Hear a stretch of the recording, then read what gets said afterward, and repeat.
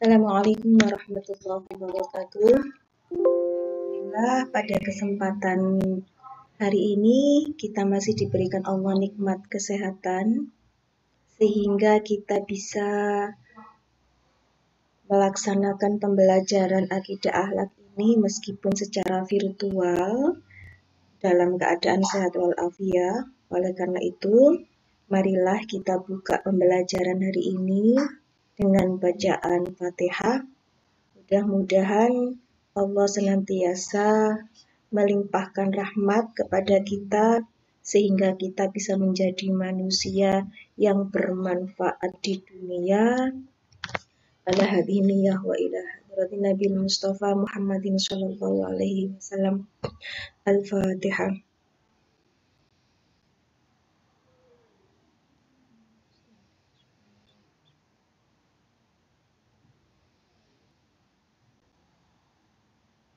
Amin. Pada kesempatan kali ini anak-anak yang akan kita bahas atau yang akan kita pelajari adalah tentang perilaku yang harus atau yang wajib kita hindari, yaitu perilaku dosa-dosa besar. Jadi ada berbagai macam atau banyak sekali perilaku yang termasuk kategori dosa besar.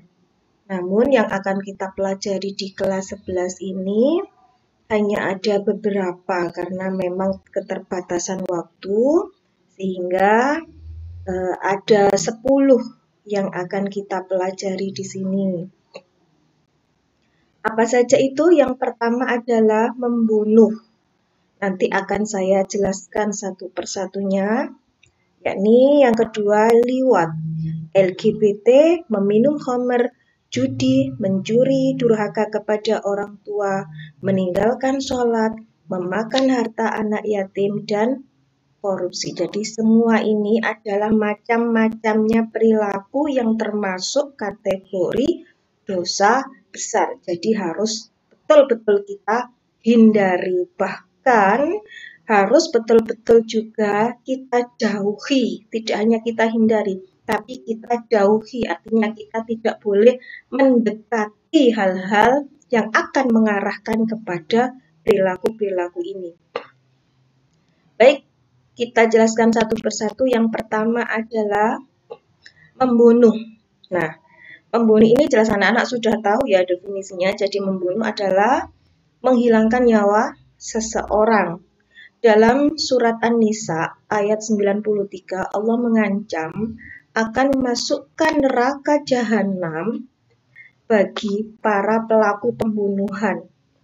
Ada dalilnya di situ, wa may yaqtul mu'minan muta'ammidan fajaza'uhu jahannam khalidan fiha wa ghadiballahu alaihi wa la'anahu wa a'talahu 'adzaban 'azima. Artinya, barang siapa yang membunuh seorang mukmin dengan sengaja, maka balasannya adalah neraka jahanam. Jadi orang yang sengaja ingin membunuh nyawa orang lain dengan sengaja, maka dipastikan di sini ancamannya adalah neraka jahanam.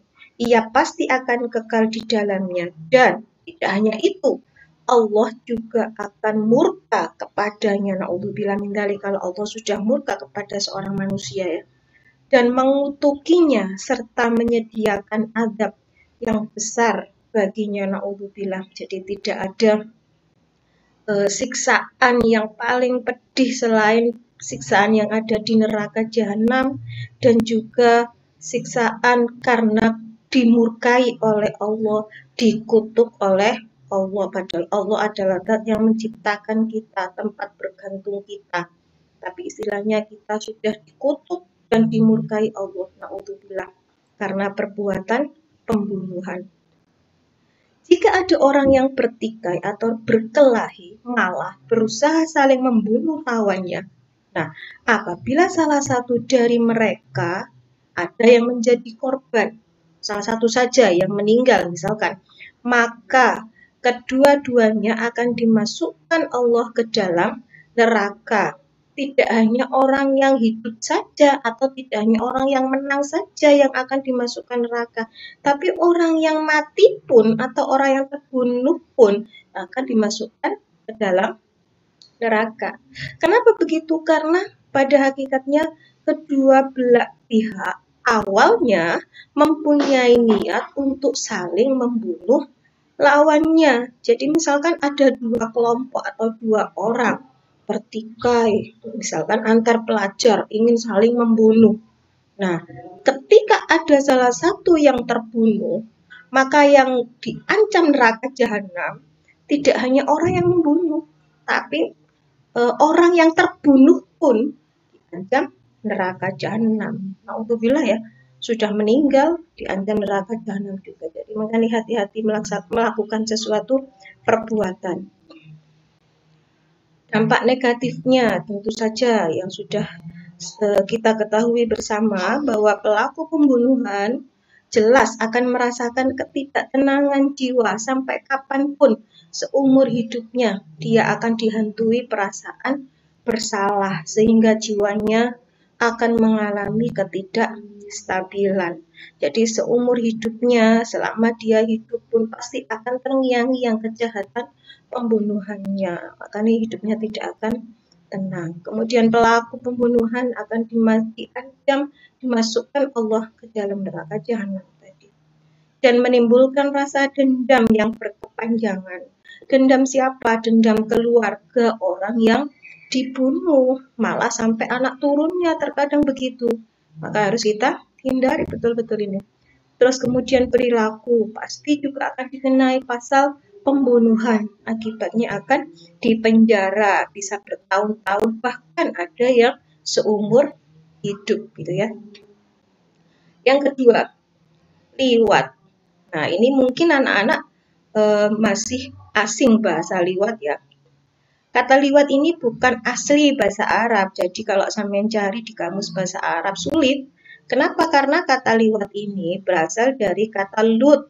Lut, Nabi Lut itu yang termasuk kata ajam. Kata ajam itu berarti kata yang asing atau non-Arab, saduran gitu istilahnya. Liwat. Liwat dari Lut, Nabi Lut. Disandarkan kepada kaumnya Nabi Lut. Nah, Imam Mawardi, seorang mufassir Islam, mengatakan bahwa liwat adalah persetubuhan antara lelaki dengan lelaki. Nah, istilah yang paling mendekati dengan pengertian liwat dalam bahasa Inggris adalah homosexuality atau sodomy. Ini istilah bahasa Inggris.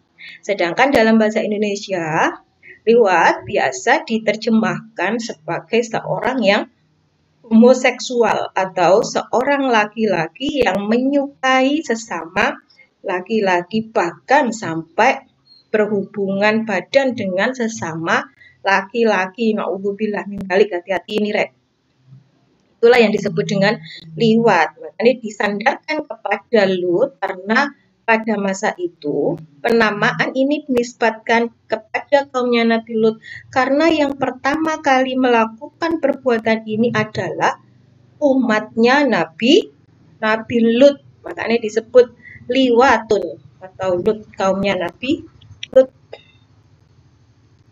Dampak negatifnya apa? Ini jelas, ancamannya banyak, dampak negatifnya banyak. Dikategorikan sebagai orang yang melampaui batas sebagaimana firman Allah pada Al-A'raf ayat 81, innakum lata'tunar rijala syahwatun min dunin nisa bal antum qaumun musrifun. Sesungguhnya kamu mendatangi lelaki untuk melepaskan nafsumu bukan kepada mereka, jadi ada laki-laki melampiaskan nafsunya kepada sesama laki-laki. Nah, malah kamu ini adalah orang yang atau kaum yang melampaui batas. Gak ngerti aturan. Orang melampaui batas itu begitu ya. Orang yang nggak tahu aturan dari Nabi. Kemudian dilaknat oleh Allah. Sebagaimana sabda Nabi Muhammad, la'anallahu man amila amala qaumi lutin, la'anallahu man amila amala qaumi lutin. Kalatan sampean. Rawahu Ahmad. Jadi Allah melaknat orang yang melakukan perbuatan seperti kaum Lut. Allah melaknat orang yang melakukan perbuatan kaum Lut sebanyak 3 kali. Sampai diulangi sebanyak 3 kali. Betul-betul ancaman karena liwat ini. Ya. Jadi Allah sangat tidak suka pelaku liwat ini atau pelaku homoseksual. Kemudian daya rusak liwat lebih besar daripada zina. Kalau zina dampaknya rusaknya nasab dan hilangnya keharmonisan keluarga, tapi kalau liwat akan lebih berbahaya lagi daripada zina. Karena bisa mengancam keberlangsungan spesies manusia. Kalau laki-laki berhubungan dengan hanya laki-laki, apakah mungkin akan melahirkan keturunan? Kan tidak mungkin. Perempuan berhubungan dengan perempuan, apakah mungkin melahirkan keturunan? Kan tidak bisa. Dalam ilmu biologinya anak-anak jelas sudah mempelajari ya. Nah, sehingga spesies manusia tentu akan berbahaya bagi spesies manusia karena keberlangsungan hidup manusia akan terancam.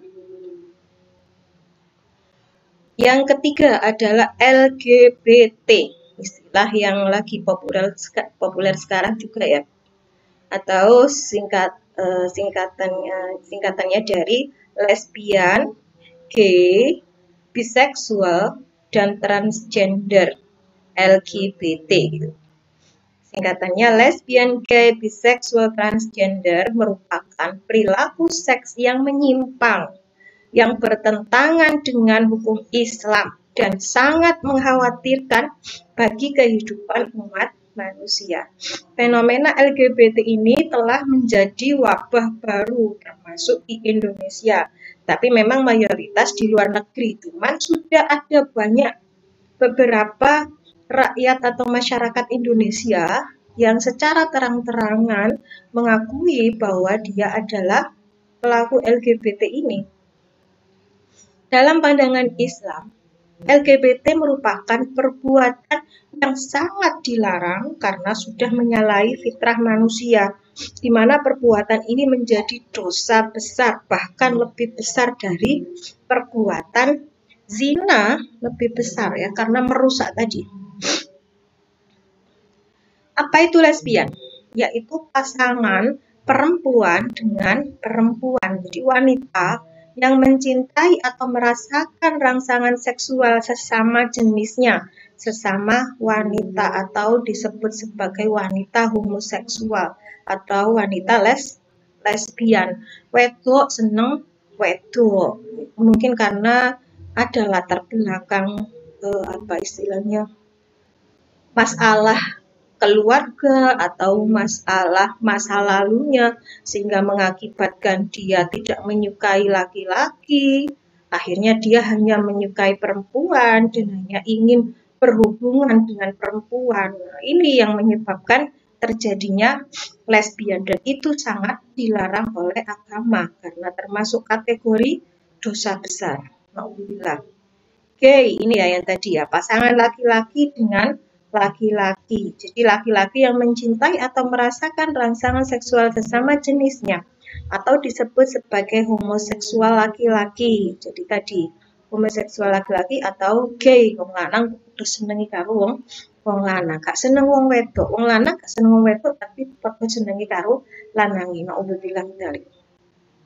Kemudian biseksual yaitu orang yang mempunyai sifat kedua jenis kelamin, laki-laki atau perempuan. Artinya dia tertarik kepada kedua jenis itu, laki-laki atau perempuan. Jadi misalkan seorang perempuan menyukai laki-laki dan juga bisa menyukai perempuan. Jadi dia bisa berhubungan dengan laki-laki atau dengan perempuan. Namanya biseksual, dua ketertarikan. Ini juga sangat merusak, apalagi bagaimana nanti anak turunnya. Amburadul sekali nih ya. Kemudian transgender, yaitu orang yang memiliki gender atau ekspresi gender yang berbeda dengan seksnya yang ditunjuk pada saat lahir. Jadi orang transgender kadang-kadang disebut transseksual jika ia menghendaki bantuan medis untuk merubah alat kelaminnya. Jadi misalkan seorang yang ditakdirkan fitrahnya sebagai perempuan, tapi dia merasa dia ingin atau dia lebih cocok sebagai laki-laki, atau bahasanya itu apa ya?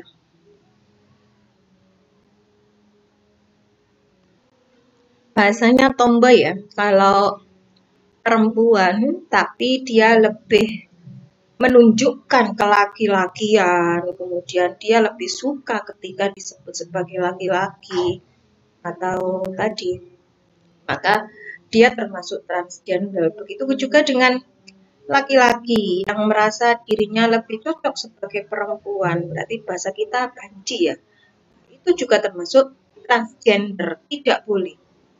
Orang transgender malah kadang ada yang merubah kelaminnya menjadi lawan jenisnya. Misalkan aslinya diparingi Gusti Allah lahir sebagai perempuan, tapi dia operasi sampai kelaminnya dirubah menjadi laki-laki, kan banyak ya di artis-artis di televisi itu banyak. Itu juga termasuk dosa besar. Kecuali orang yang memang ditakdirkan oleh Allah punya dua kelamin. Jadi punya dua kelamin, kemudian dia mau operasi, karena kalau dibiarkan dua kelamin, dia akan menjadi tidak jelas, sehingga kalau diputuskan operasi, dipersilahkan menurut jumhur ulama, diambil atau dipertahankan kelamin yang memang menjadi apa istilahnya, jati dirinya sendiri yang sekarang. Kalau misalkan dia merasa sebagai perempuan, maka kelamin perempuan yang dipertahankan. Tapi kalau sebaliknya dia lebih merasa menjadi laki-laki, maka kelamin laki-laki yang dipertahankan. Itu boleh. Tapi kalau yang tadi diberi Allah sebagai laki-laki ternyata minta ganti perempuan atau sebaliknya, itu yang dilarang karena termasuk transgender tadi. Dampak negatif LGBT-nya, ini ya, pelakunya akan dibinasakan oleh Allah, ada dalilnya. Nanti dilihat secara lengkap di bukunya. Kemudian mengakibatkan turunnya azab yang dahsyat dari Allah. Orang-orang pelaku LGBT itu pasti akan diazab oleh Allah, baik di dunia maupun di akhirat. Menimbulkan penyakit kelamin dan HIV, lebih rentan mereka daripada yang lain. Kemudian hilangnya orientasi yang normal atas perilakunya, akhirnya mendorongnya untuk membunuh pasangannya.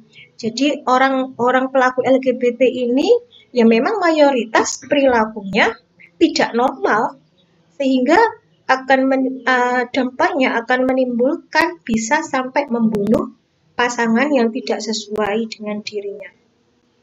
Kemudian wanita yang transgender memiliki resiko terinfeksi HIV 34 kali loh, lebih tinggi dibanding wanita biasa.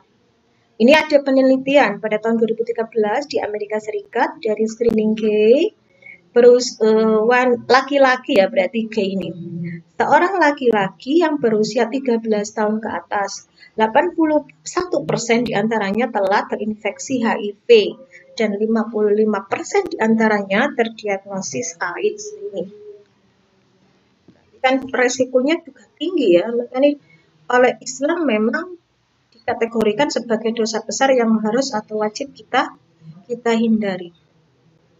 Menyebabkan penyakit kanker yang menyebabkan sebagian kecil jaringan abnormal tubuh di bawah kulit. Ada timbul kanker, kemudian ada jaringan-jaringan yang tidak normal di kulit, di sepanjang mulut, hidung, tenggorokan, atau di dalam organ tubuh yang lainnya. Berarti kan kerugian secara biologisnya juga besar, kerugian secara psikisnya juga besar. Nah, penyakit ini tadi ternyata memang belum ada penawarnya juga, sama seperti AIDS.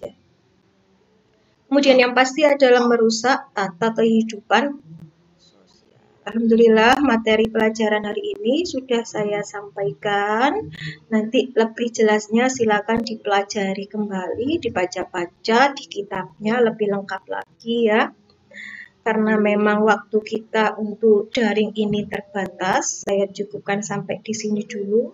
Nanti barangkali ada hal-hal yang perlu dipertanyakan yang kurang jelas, bisa japri dengan saya di nomor WA saya.